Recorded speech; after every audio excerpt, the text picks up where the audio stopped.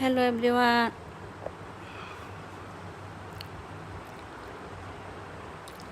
আসসালামু আলাইকুম। কেমন আছেন সবাই? আশা করি ভালো আছেন।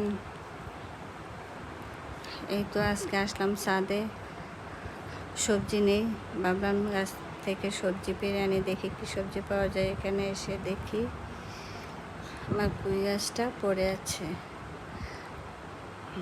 তাই হেল্পিং হ্যান্ডকে বলছিলাম এখানে একটা সুতা দিয়ে বেঁধে দেওয়া। দেখেন গাছটা কত সুন্দর হয়েছে। আমার এই ফুল গাছটায় অনেকগুলা ঘাস হয়েছে, ভাবছি কেঞ্চি দিয়ে কেটে পরিষ্কার করে দেব। এগুলা গাছে পিঁপড়া ধরে যায়। বলেন তো এই পিঁপড়ার জন্য কি দেওয়া যায়? কোনো সবজি আজকে পেলাম না, হয়তো কোনো সবজি নেই। এই তো দেখা যাচ্ছে এখানে একটা দন্দল ধরেছে, হয়তো এটা একটু বড় হবে, কিন্তু আজকে আমার সবজি নেই, তাহলে উঠিয়ে ফেলি।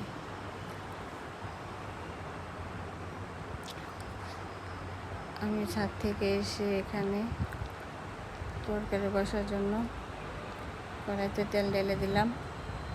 আমি রান্না করবো আজকে রুই মাছ দিয়ে, আর ছাদ থেকে সবজিটা নিয়ে বেগুন টমেটো দিয়ে ঝোল করব। এখানে আমি পেঁয়াজ বাটা, রসুন বাটা, জিরা বাটা দিয়ে দিয়েছি। এখন আমি এখানে একটু পানি দিয়ে সব মশলা দিয়ে দেব। এখানে আমি মরিচের গুঁড়ো দিয়ে দেবো 2 চামচ। এগুলো মরিচ না, একদম ঝাল নাই। দিয়ে দিলাম ধনিয়া গুঁড়ো, তারপর হলুদ গুঁড়ো।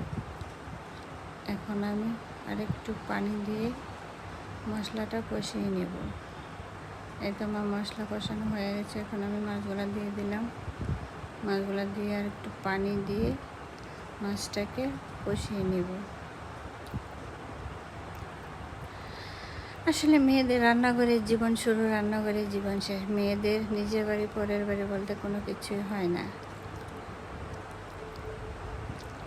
শ্বশুর বাড়ি মেয়েদের না, বাপের বাড়িও মেয়েদের না। যেখানে যাও, শ্বশুর বাড়ি গেলে বলে এটা তোমার বাড়ি না, বাপের বাড়ি গেলে বলে এটা তোমার বাড়ি না, স্বামীর বাড়ি তোমার বাড়ি।